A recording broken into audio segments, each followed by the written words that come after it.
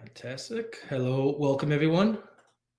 Welcome to our first ever live demonstration workshop. It's great to have everyone here.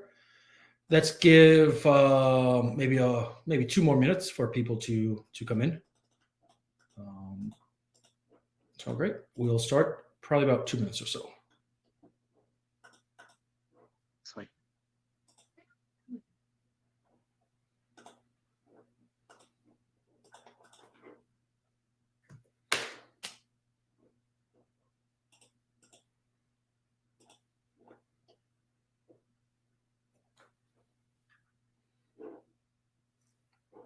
Hello, everyone that's just joining. We are just waiting maybe another minute or two for everyone else to come in.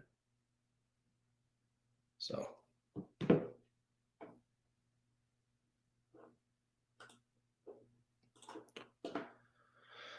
Also, if you guys do have any questions, feel free to drop them in the chat.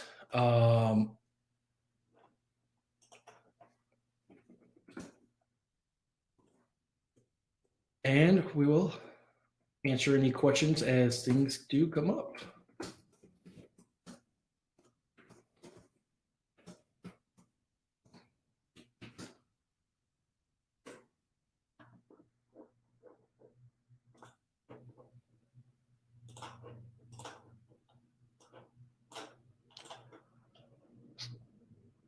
Fantastic. And let's give it another 30 seconds or so.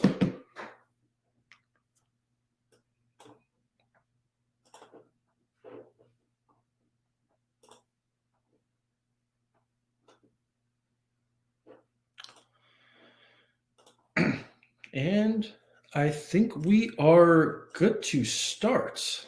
Yeah, it's great to see we have some new faces that are joining, some people evaluating, and we have also some familiar people, some familiar faces. So it's great to see a pretty diverse crowd amongst us. So guys, let me get started. First off, the goal of this live demonstration workshop is to provide an overview of OpenBOM and to have an interactive section that's going to be at the end so you guys could ask questions. We might not be able to get through all of the questions. However, if we cannot, we could always schedule a time just for us to sit down to go over your case study, or I could send you some documentation, whatever's more convenient for you guys. So before we hand it over to Pedro, let's first define what OpenBOM is. So OpenBOM is an online platform designed to manage product data, manage processes, and facilitate the sharing of information amongst manufacturers, contractors, and suppliers. OpenBOM helps organize siloed information and connect engineers, manufacturers with their supply chain. So really, we are here to support manufacturers. And from the manufacturer, they say that there's really 5 goals of manufacturing companies. It's produce high quality products, build a great supply chain network, create a fantastic team, reduce costs, and of course, increase profits. So with these 5 goals, they bring many different types of challenges, and we focus on the 5 pains of modern manufacturing companies.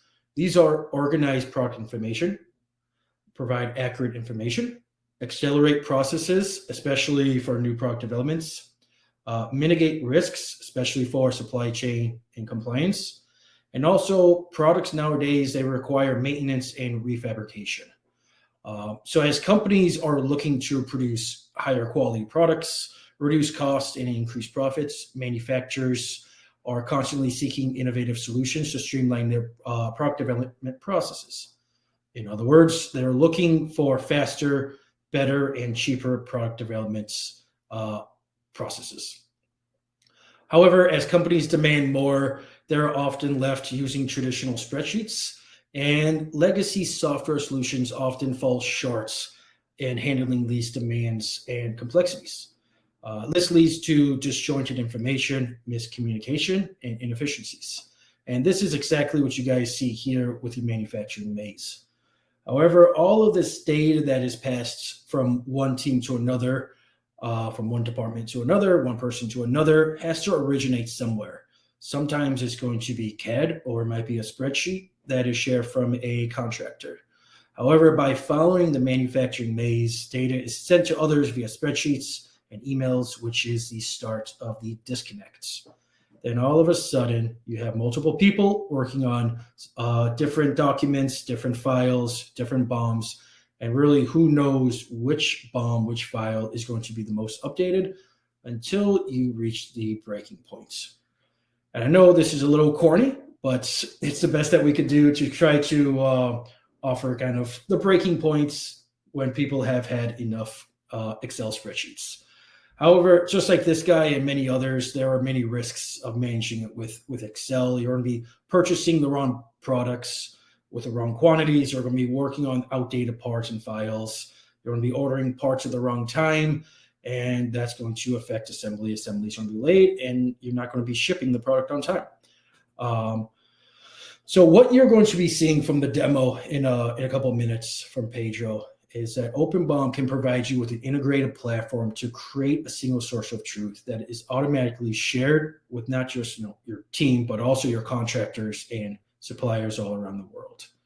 Lastly, we'll go over the waterfall process. So a traditional waterfall process usually includes people responsible for each step of the overall product development process, which is not connected or integrated. So to move to one step, such as design to the bomb, the previous step has to be 100% completed. So you really got to make sure that you don't miss anything.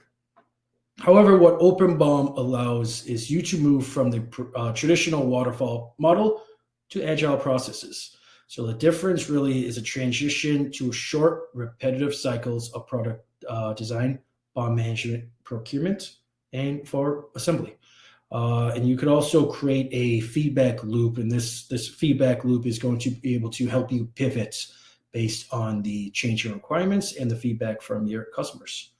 So again, thank you everyone for joining, and I'm now happy to pass it over to Pedro, who will be providing the demo. Also, if you guys do have any questions, we are going to have a few minutes at the end of the demo to go over any questions. And like I mentioned before, if we do not have time, then we're happy to schedule a one-on-one demo to go more in detail of your use case. So Pedro, I'm happy to pass it to you. Thank you. Okay, thanks. Thanks, Jared. I'll share my screen. Let me know if you can see it. So if that comes through nicely. Yes, it is. Okay, so OpenBOM is it's an online tool. So all you need to do is log in. All you need is a web browser. Log into OpenBOM and you have access to the latest bill of materials, the latest product structure. So, and you believe that the information that you see, it's the latest. So you have accurate information. So it's not dispersed with silos, dispersed into different Excel files. So it's very important that you believe the data that you see, and you can make fast decisions on accurate data. The OpenBOM screens and navigation allows you also to make faster decisions by understanding, for example, where products are used, and have visualizations like this diagram view where you can see where an item is used quickly, and that this can help you, for example, make a faster decision about the change, either creating a revision or creating a new part number, instead of looking for different silos, different sort of systems and locations where you need to cross-reference information to make faster decisions. So today I'm going to show you an example of a company that sells bicycles, and I'm going to go through an order to deliver an order for a customer. So it's going to buy a new bicycle or a quantity of them, and then we're going to see how this process could be done through OpenBOM. I will show you some of the ERP or MRP functions where you can also automate the creation of purchase orders to suppliers. And I'm going to also to update the bill of material from different sources, from Excel, from CAD. In this example, I'm going to use SolidWorks. So I'll step a bit into our example. So we have basically a bike. Most of the components will be manufactured. Sorry, it's going to be purchased. So the frame is manufactured, and we have drawings for the frame and the frame part. The current setting it will be that we have part numbers already created for components, for items, and document numbers for drawings. So let's see this process from the beginning. Create a new BOM from scratch, update from SolidWorks, update from Excel. So let's first create a new bill of material, and so it's very easy to use an existing template that can select already different catalogs for items or different information that you want to see from your bill of materials. In this example, this template brings some common components like default tires for the bike and some packaging. It's very easy also to update or create a BOM from Excel. Imagine that you are receiving this from another source, or imagine this you were loading your existing Excel BOMs to OpenBOM. So it's very easy. You just have to select an existing file. I can show you how it looks. So it's just part numbers and quantities, and note that we have at row number 9 that part number field where the field starts. So that's a setting here, provide row number with property name. So that's on number 9, which property is the part number. So it's very easy to import, and then we have a BOM with more items updated in our BOM creation. So we have the choice from the customer which bikes he wants, also a few extra choices that were added. So it's very easy to create BOMs manually here. So it's, you can just add a new item, search for an existing part number from the catalog, and you can just add to online very easily. It's also very easy to create bill of materials directly from this interface. So it looks a bit like Excel, but it's a lot more powerful than Excel. So you can move very easily items around, up and down. You can also create a bill of materials with existing items, just by creating indentation. So if you use, for example, you want to create a BOM of this carton box, and you would put these items inside the box. So it's very easy. Just move one level to the right, and you have a bill of material. Just done, just easy as that. So you have a quick BOM created. So it's very easy, very quick to do. So let's see another example where we actually update items from SolidWorks. So the bike doesn't have any children yet, so it's empty. Just have one item for the bike itself, and we're going to update the bike from SolidWorks. So let's see how that would work. So we have a few settings in SolidWorks in your CAD tool to, for example, ignore some of the children. For example, if this seat, the bike seat, if it was purchased, you don't want to bring all the children. So you can use CAD settings to exclude from BOM. Some CAD softwares also have features to deal with phantoms and dissolve assemblies. For example, you don't want to create an assembly for this CAD assembly, so it doesn't exist. So you do want to promote all those children to one level up. And it's very important to have a good integration with CAD that can bring a lot of accurate data to your bill of materials and can really streamline your process. So let's start by creating a bill of material from here, from the bike. We are also creating PDFs for SolidWorks drawings. And we're going to do also a quick revision and a quick change so you understand how revisions would work.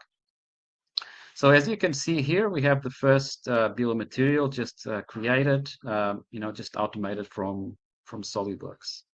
So we have some sub-assemblies that were brought from SolidWorks.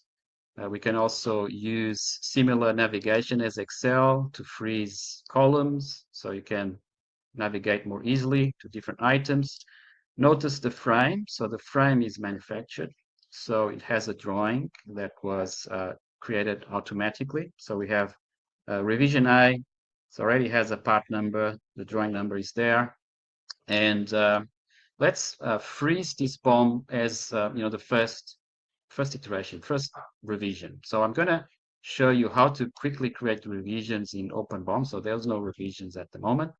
And let's say we're going to freeze this as revision A. So I'm doing this because I want to make some changes to the BOM. I want to bring some non-model items like lubricants to this bill of material. And I want to show you how updates also work in OpenBOM.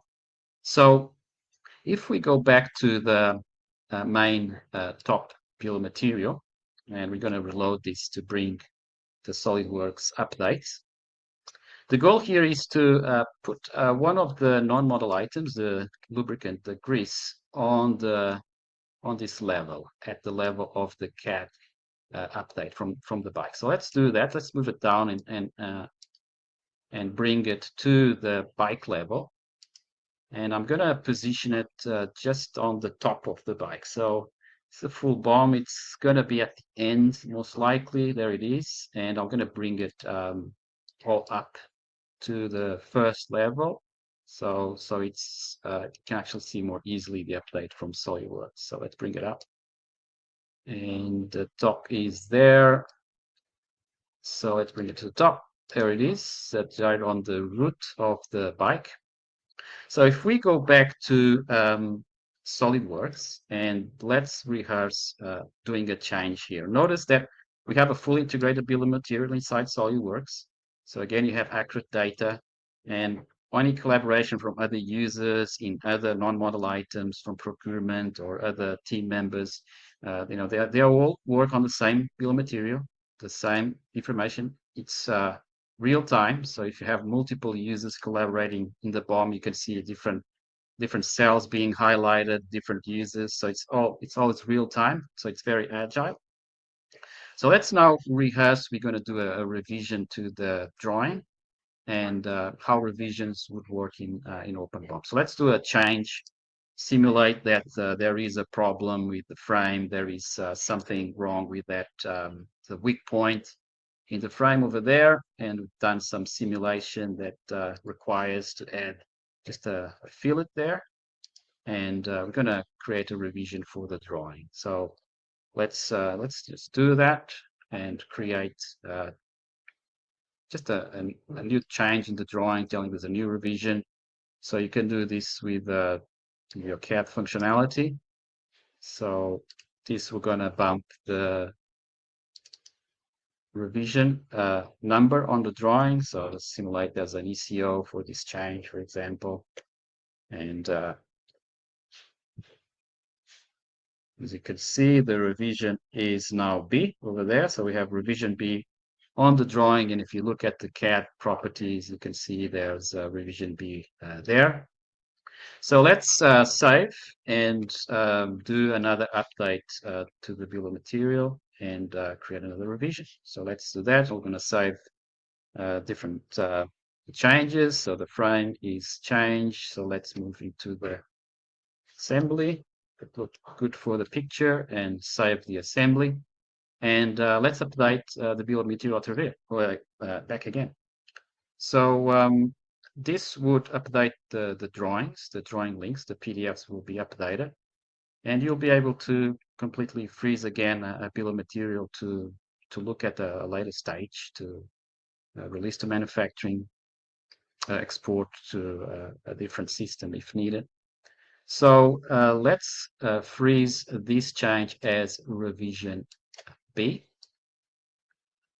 And let's look at how different revisions would be seen. So at any time you can check previous revisions. So you can see revision A, what it looked like. You have the drawing over there, and you could see what it was. Revision A didn't have any fillet there.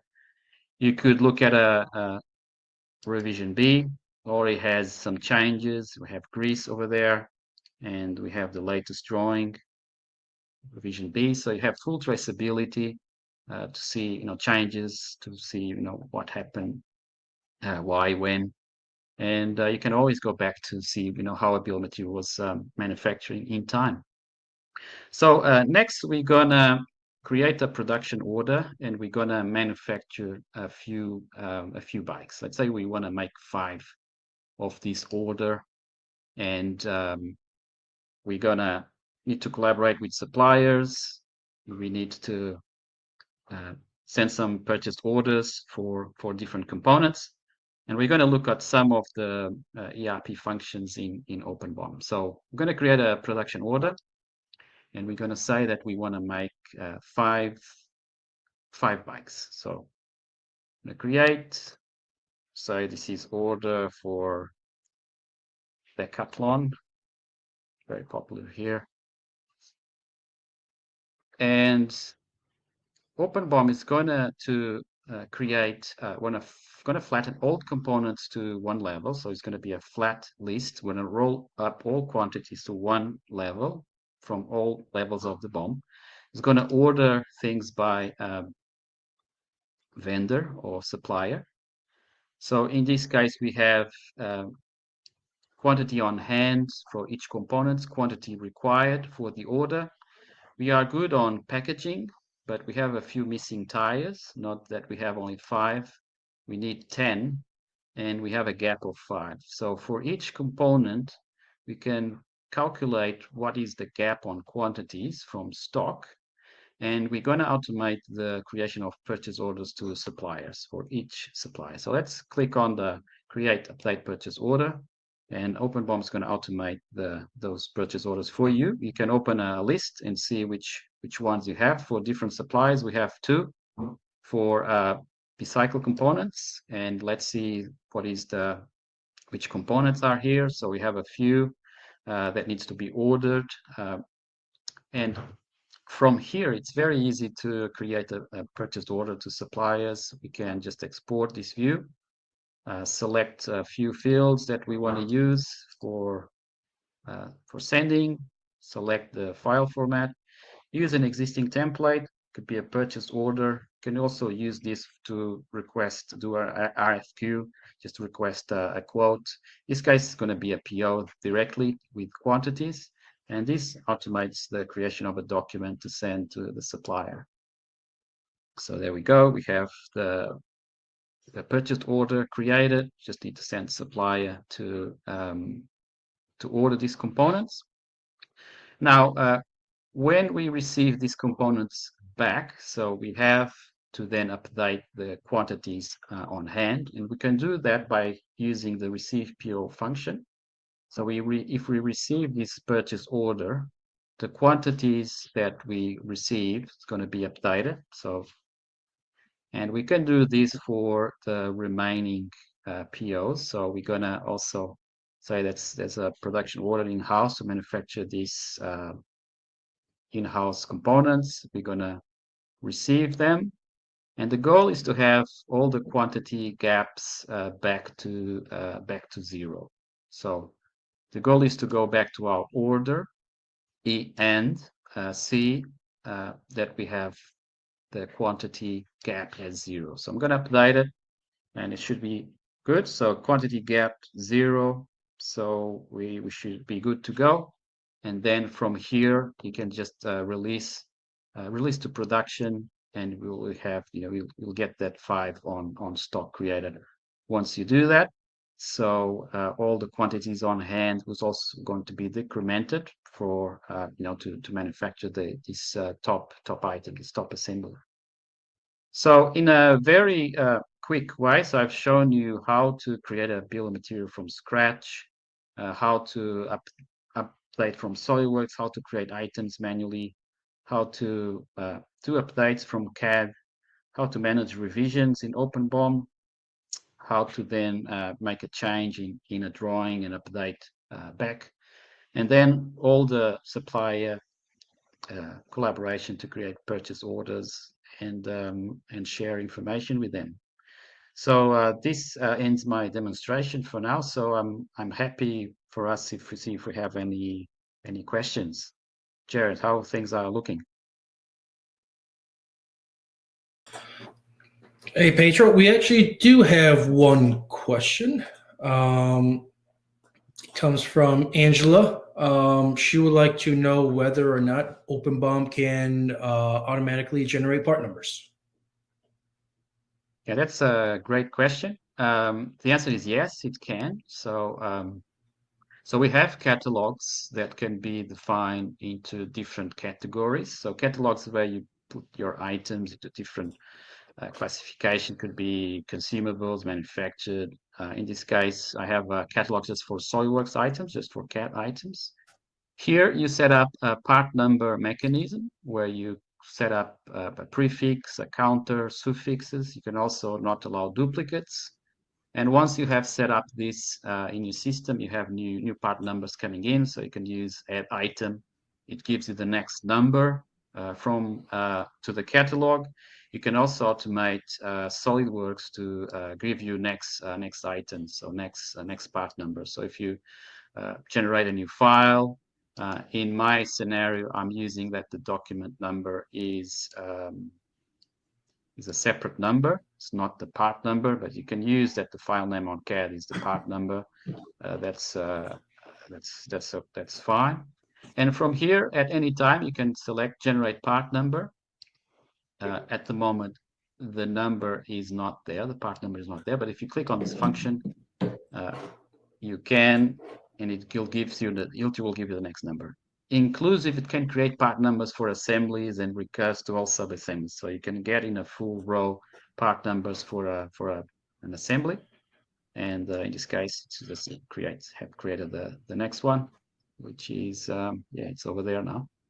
So you have the next number, and from here, all you have to do is update to the catalog. If I create some shape here, so I can actually update let's just create a shape, and from here, I just want to create a quick thumbnail. So it's at any time you can save the item in the catalog, so it will save it. This will update the description to the item. You can jump to it too, jump directly to the catalog where this item is from CAD. So it's also very useful to do that. So that item should be at the end. So it should be this one over here. So it's see what it is. I'll update it again. It should be done. I'll save that and I'll save it again.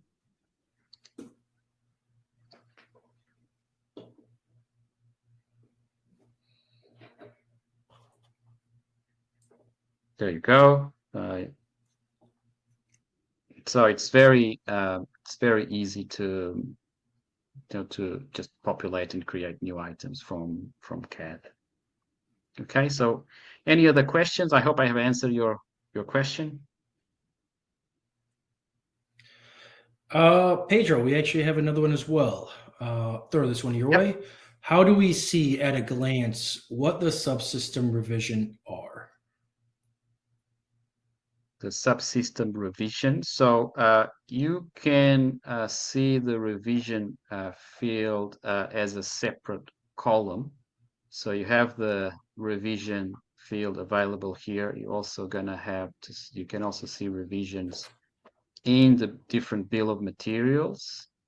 So for example, that one might not have revision. I'm going to open a different bill of material with a different sort of settings, and I'm going to show you that there. So you can see, different revisions from CAD. So you can see the different revisions from sub-assemblies, and different items can also have different revisions. On my example, I'm using CAD revisions, like document revisions, separate from item revisions. So it could be a big discussion on best practices to use. But you can see it as a separate column, and whatever revision was done, you can always go back to your history and see how that assembly was built. You can go back in time and say, this was built at revision 1, 2, or 3, A or B, and then at that level different sub-assemblies were at different revisions. Not sure if I answered your question,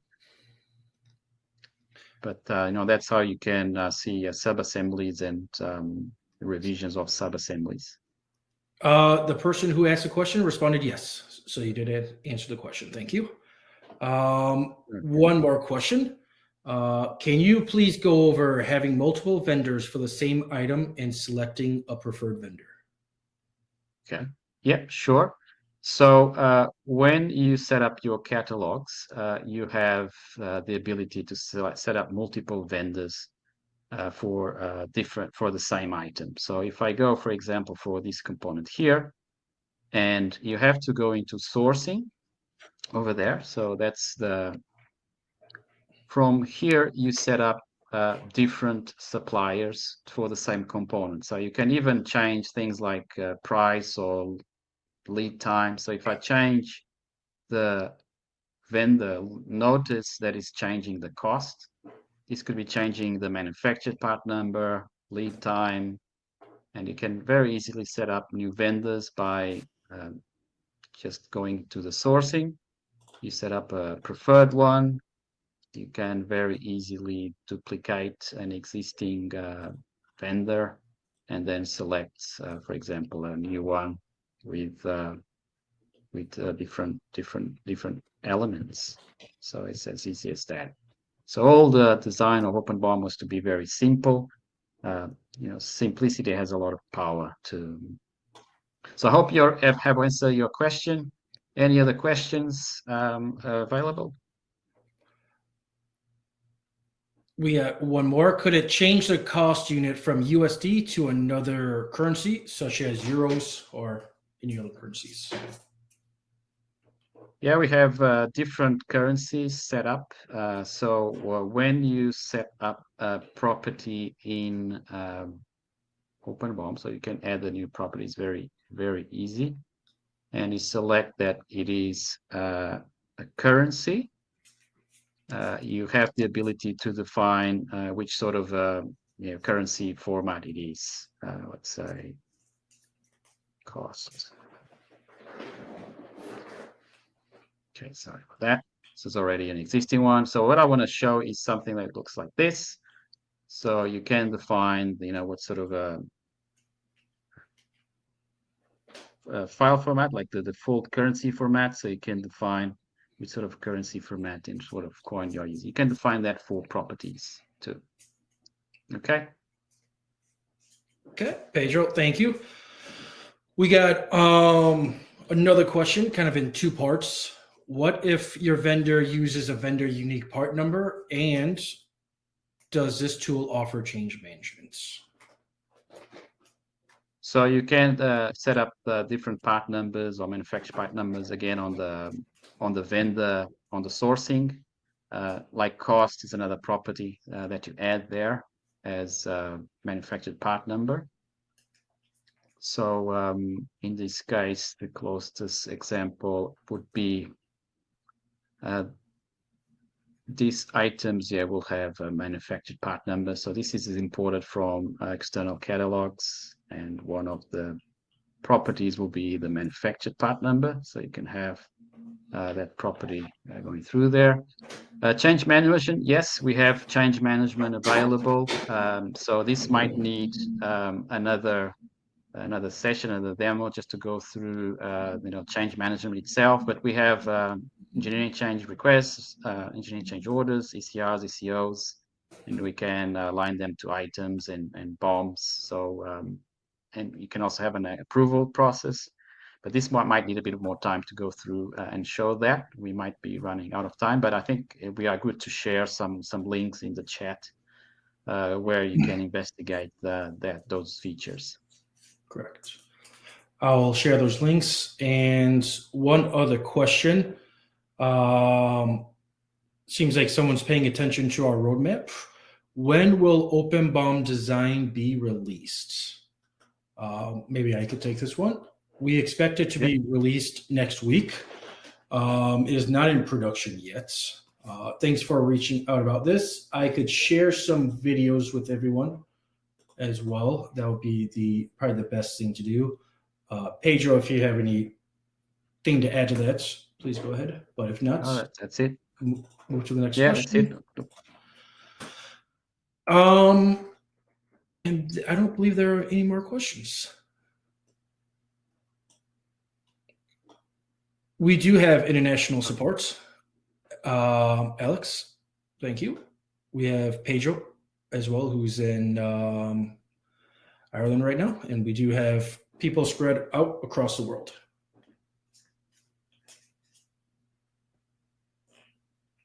Okay. I believe that is security. Angela, thank you for that. Security could be an open-ended question. That may send you over documentation about our security as well. That probably would be the best thing for you. And for everyone else's sake, not just for you, Angela, for everyone else, I'll also make that page public so everyone else could find it as well.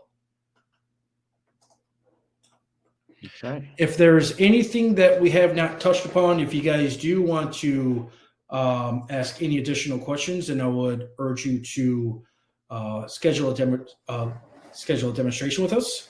Also, feel free to start a 14-day free trial.